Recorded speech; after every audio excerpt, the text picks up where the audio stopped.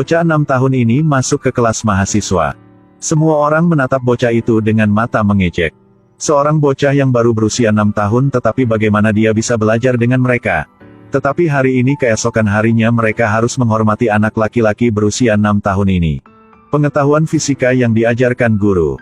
Bocah kecil ini baru berusia 6 tahun, mendengarkannya, dia mengerti. Tapi mahasiswa seperti mereka semua harus menyalin kertas anak itu. Seorang pembuat onar siswa melemparkan bola dunia model ke langit. Akibatnya, masalah terjadi. Bola dunia model itu jatuh di kepala bocah jenius ini. Bocah itu segera jatuh ke tanah dan jatuh pingsan. Profesor berlari datang dengan wajah kecewa. Alasannya adalah karena seorang remaja jenius yang kehausan yang dia asuh sebelumnya jatuh dari kudanya. Sejak itu dia kehilangan kecerdasan superiornya. Mungkinkah bocah jenius ini juga akan mengalami akhir seperti itu? Nama anak laki-laki ini adalah Fred, ibunya menamainya pada hari dia dilahirkan. Dan hal yang terbaiknya adalah dia memiliki ingatan sejak dia lahir. Nama ini sudah diingat olehnya di dalam hatinya. Pada usia sekolah dasar, teman sekelas lainnya sedang membaca buku pelajaran sekolah dasar. Tapi dia duduk di sisi 8 sering melihat lukisan karya seniman Van Gogh. Guru melihat bahwa anak itu menolak untuk berkonsentrasi pada pelajarannya, jadi dia memanggilnya untuk membaca pelajaran.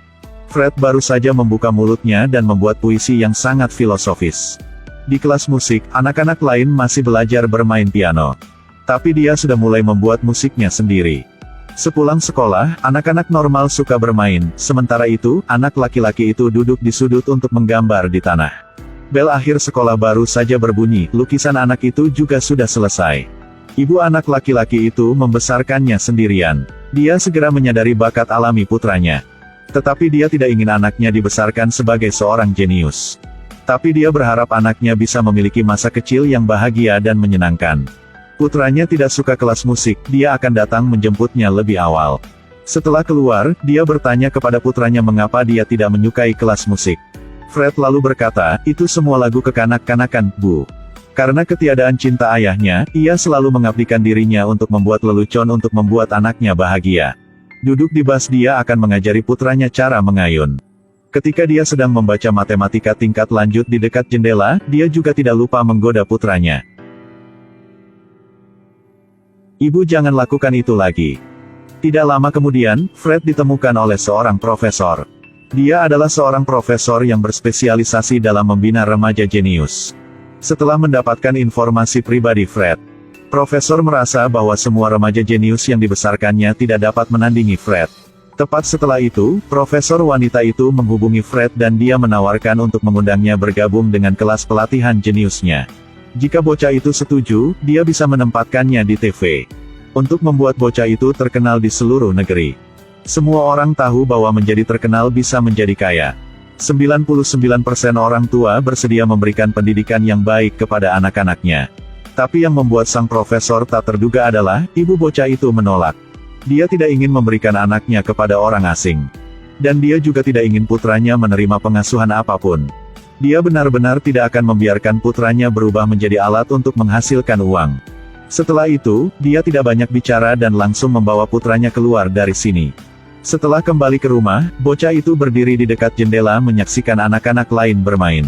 Tapi dia tidak bisa bergabung dengan mereka.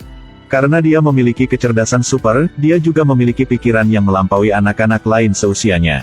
Alasan Fred diisolasi juga karena dia terlalu pintar. Bahkan anak laki-laki berusia 6 tahun seperti dia merasa lebih kesepian dari sebelumnya. Hari ulang tahunnya akan datang juga. Dia membuat kartu untuk mengundang teman-teman sekelasnya ke pesta ulang tahunnya. Tetapi sedetik kemudian, teman sekelas langsung membuang kartu itu. Fred benar-benar putus asa untuk ulang tahunnya tidak ada yang datang untuk memberi selamat padanya. Sangat kecewa Fred memasuki kamarnya. Pada titik ini, ibu anak laki-laki itu mengerti bahwa Fred tidak mungkin bermain dengan anak-anak lain seusianya. Akhirnya, ibu anak laki-laki itu memanggil profesor perempuan dan menerima undangannya. Keempat anak di atas panggung semuanya memiliki kecerdasan super.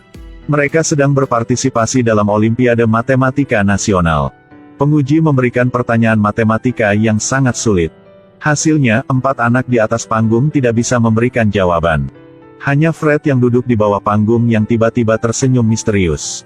Dalam kepala bocah itu, angka-angkanya terus bergerak. Hanya dalam beberapa detik jawaban muncul di kepala bocah itu. 24. Itu jawaban yang benar, Eddie. Nilai mana yang akan dibalik? Saya tidak mengatakan apa-apa. Anda mengatakan 24. Bukan, saya memiliki jawabannya, tetapi... Selama istirahat Eddie meraih Fred. Dan memperingatkan bocah itu untuk tidak menjawab.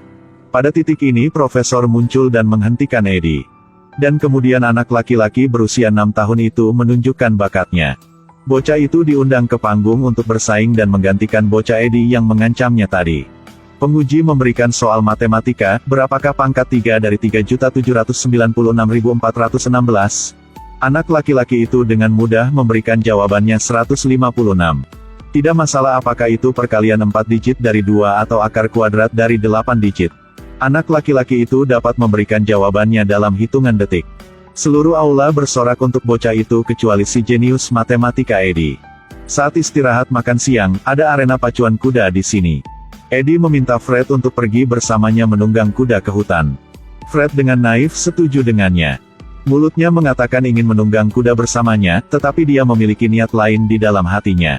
Dia kemudian menepuk pantat kuda Fred dengan keras. Kuda itu segera bergegas ke depan. Eddie dengan cepat melampaui Fred, karena dia ingin mengungguli dia dalam aspek ini. Akibatnya, 1 detik kemudian dia mengkritik akhir yang tragis.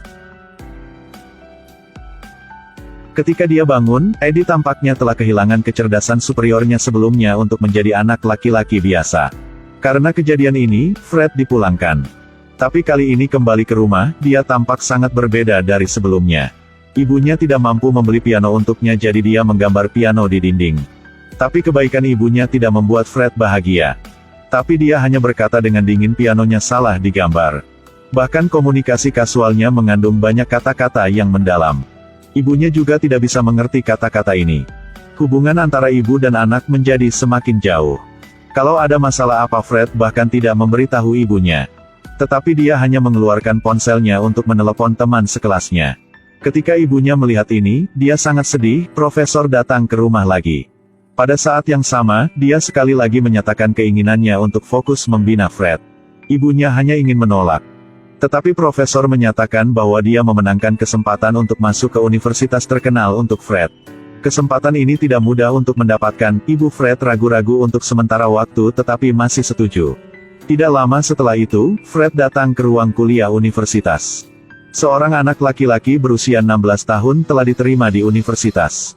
Bocah itu memiliki kecerdasan super tetapi masih tidak bisa muat di tempat ini. Sepulang sekolah, dia masih membaca buku, mahasiswa lain mengatakan dia kutu buku. Profesor menyusun rencana studi yang ketat untuknya. Minta dia minum jus penambah otak yang sulit ditelan ini. Di tempat ini dia tidak merasakan cinta sama sekali. Profesor itu tegas dan melakukan segalanya sesuai rencana. Sepulang sekolah tepat pukul 5, dia harus pergi ke rumah profesor. Sebelum makan malam, dia harus bermain game puzzle. Hari demi hari dia merasa semakin tertekan. Hari itu sebuah bola dunia model jatuh dari langit dan mengenai kepala Fred. Profesor itu berlari datang tetapi tidak segera membawanya ke rumah sakit. Tapi dia hanya peduli jika pikiran jenius anak itu hilang atau tidak. Untungnya, setelah bocah itu menemukannya, semuanya normal. Hari itu di jalan dia bertemu dengan seorang anak laki-laki dengan kaki palsu. Fred akan datang untuk berbicara, tetapi anak laki-laki itu berbalik dan dia segera membeku karena dia sangat mirip dengannya. Fred terbangun dari mimpi tapi dia tidak bisa tidur lagi. Sebelumnya, ketika dia mengalami mimpi buruk ibunya akan datang untuk menidurkannya. Dan kemudian ibu dan anak akan bermain tebak-tebakan benda di dinding. Terus menebak hingga dia akan bisa tidur. Tapi sekarang ibunya tidak lagi di sisinya, dia hanya bisa pergi mencari profesor. Tetapi karena profesor sangat sibuk dengan pekerjaan, dia meminta anak itu untuk minum air atau menyalakan lampu untuk tidur. Fred pergi dengan kecewa, malam itu dia sangat merindukan ibunya. Bocah itu mengeluarkan teleponnya untuk menelepon ibunya, tetapi ada suara anak lain di ujung sana. Ternyata, ibu anak laki-laki itu menjadi pengasuh di keluarga kaya untuk membelikan piano untuknya. Keesokan harinya anak laki-laki itu menerima kartu pos dari ibunya. Di dalamnya ada foto ibunya dan anak-anak lain. Sekarang tiba-tiba mulai hujan dan dia mengangkat kepalanya untuk minum air hujan. Fred ingin merasakan air mata surga, apakah asin seperti air mata di hatinya? Tidak lama kemudian, Fred disiarkan di TV. Melihat bocahnya berbicara dengan nyaman di TV, ibunya sangat gembira. Presenter TV bertanya tentang ibu Fred. Tapi anak itu bilang ibunya sudah meninggal. Sekarang ibunya merasa sangat sedih, dia ingin terus menonton mengapa putranya mengatakan itu. Tapi sekarang, di luar, ada teriakan minta tolong. Adalah anak orang kaya yang tidak sengaja jatuh ke kolam renang. Dia melompat ke kolam untuk menyelamatkan anak itu. Untungnya setelah menyelamatkan bocah itu, dia tidak memiliki masalah besar. Di TV, Fred tidak ingin menjadi selebriti, dia hanya ingin menjadi seorang anak laki-laki biasa. Dia juga tidak ingin orang melihatnya sebagai mesin yang jenius. Dia berjalan langsung keluar dari studio tanpa melihat ke belakang. Setelah profesor mengejar bocah itu, dia tidak terlihat dimanapun. Bocah itu sendirian pergi ke halte bus pada saat hari mulai gelap dan dia sudah pulang ke rumahnya. Melihat rumah kosong di depannya, Fred hampir menangis. Anak laki-laki itu melangkah ke piano yang digambar ibunya dan mulai memainkan piano di dinding. Bocah itu memecahkan telepon yang tidak memiliki suara ibunya. Pada saat ini, anak laki-laki itu tahu bahwa orang yang dia inginkan adalah ibunya. Tidak lama setelah itu ibunya juga pulang. Anak laki-laki itu memeluk ibunya dengan erat dan berkata bahwa sangat merindukannya. Dengarkan, Fred. Hari kamu lahir. Saat pertama aku melihatmu. Apakah kamu tahu apa yang ibu katakan? Ibu bilang bayiku sangat istimewa. Kamu tidak seperti anak-anak lain.